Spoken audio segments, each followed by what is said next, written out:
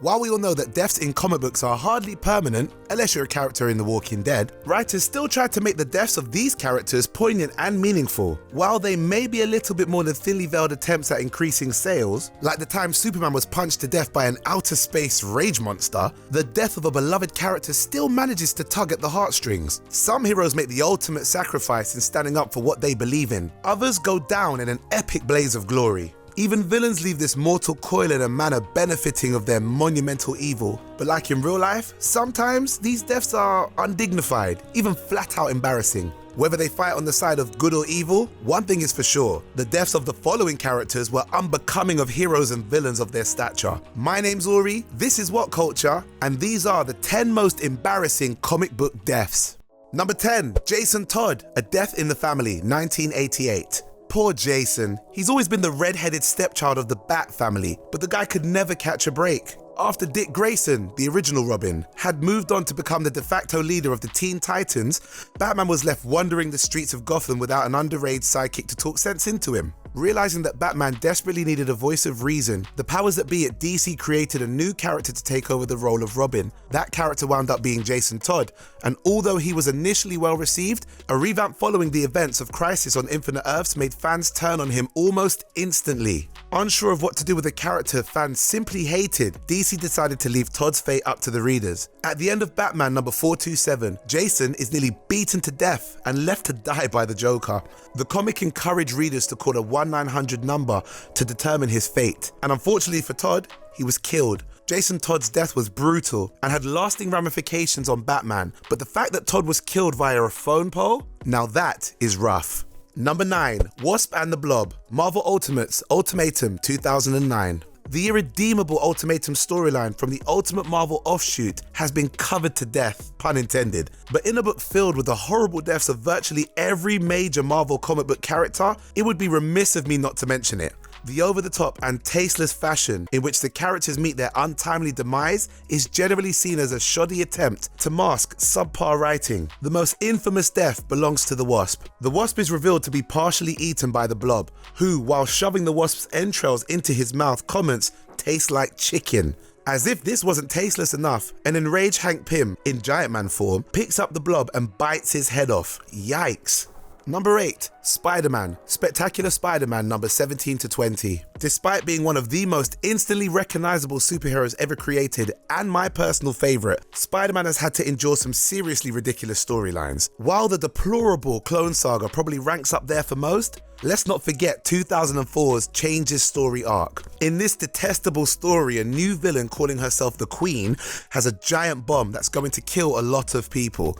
So naturally, various superheroes, including everyone's favorite Webhead, try to stop her. We learn that the Queen has some power over insects or something, and that she really wants to jump Spider-Man's bones. She manages to plant a kiss on Parker during one of their tussles, and infects him with some sort of enzyme that causes him to mutate into a giant man-spider creature. Parker sulks around New York for a while, really craving flies, before shacking up with the Queen. Soon after, Parker becomes a giant arachnid, and just before the Queen plans to mate with him, giant spider Parker kills over and dies. The Queen is genuinely devastated over her loss, but her grief is short-lived as the spider Parker's lifeless body begins to convulse violently. In an explosion of green spider goo, a full-grown Peter Parker claws his way out of his old mutated spider body, sporting organic web shooters and a bunch of other dumb abilities that writers subsequently forgot about. Let that sink in. Peter Parker turns into a giant spider, dies, and gives birth to himself.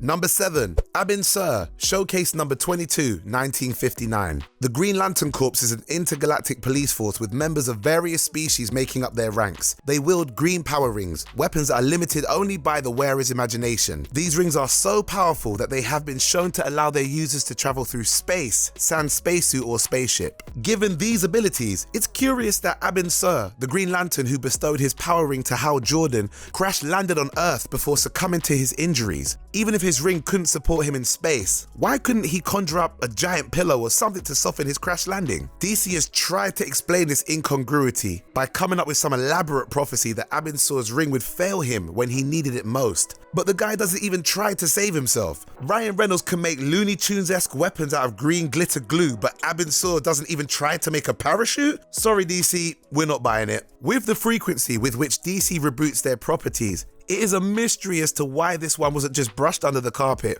Somebody get Superboy to punch time again, please. Number 6, Doctor Doom, Punisher Kills the Marvel Universe, 1995. In this alternate reality one-off, Frank Castle is a New York police officer who witnesses the deaths of his wife and children during a battle between the X-Men and the Avengers while they battled some aliens. Since none of the heroes want to admit that their actions inadvertently caused the deaths of innocent civilians, an enraged Castle opens fire on the heroes, killing Cyclops, Shadowcat, and Hawkeye. Castle is taken into custody and put on trial, but a mysterious group of people who have also been negatively affected by the actions of superheroes free him. They offer to bankroll Castle's Tarantino-inspired quest for bloody revenge, and he becomes the Punisher. As the Punisher, Castle meticulously kills superheroes and villains with impunity, popping caps into Marvel's most recognizable characters like an NRA poster boy. Punisher tracks down Doctor Doom and attempts to take him down with a magnetic mine. Doom's armor spares him from the blast, but the Punisher doesn't give up so easily. Arming himself with a sledgehammer, Castle proceeds to pummel Doom's head with it. The hammer rattles against Doom's armor until it finally gives way, allowing Punisher to land a killing blow with a sickening squelch. Number 5, Chip,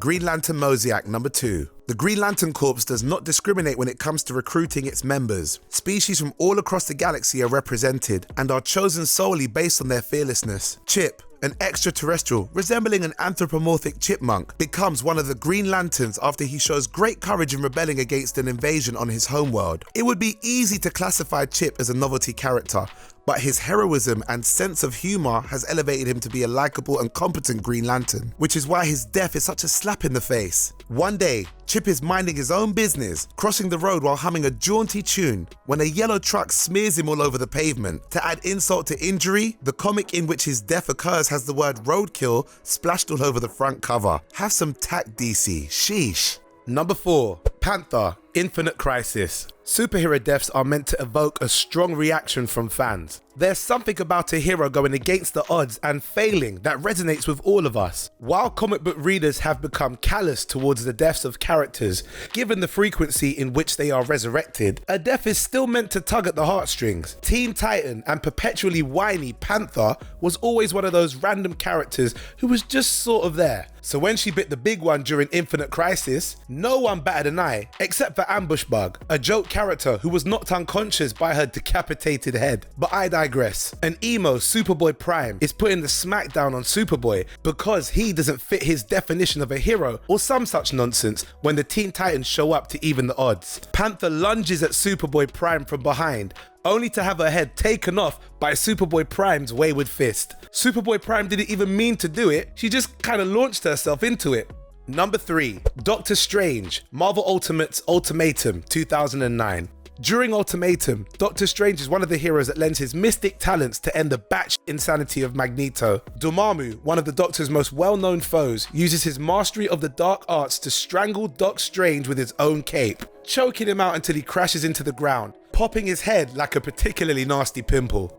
Number 2, Mary Jane Watson Parker, Spider-Man Reign. Unfortunately, the execution of 2006's Reign was yet another lackluster story featuring the friendly neighborhood Spider-Man. Taking place 30 years into the future, New York City has become an oppressive totalitarian state under the rule of the city's mayor. Peter Parker, in his late 60s, leads a quiet life as a florist, giving up the duties of Spider-Man after his wife Mary Jane had passed. After having visions of his deceased wife, Parker once again takes up the mantle of Spider-Man, but is defeated by the Sinister Six. The dead body of Dr. Octopus, now controlled by his sentient tentacles, comes to Spider-Man's aid. The tentacles bring Parker to the graves of Aunt May, Uncle Ben, and Mary Jane, as Dr. Octopus's dying wish was that Parker would once again become Spider-Man. Parker immediately breaks down and recalls how his, and I quote, radioactive semen riddled Mary Jane with cancer and that he was the cause of her death. Ew.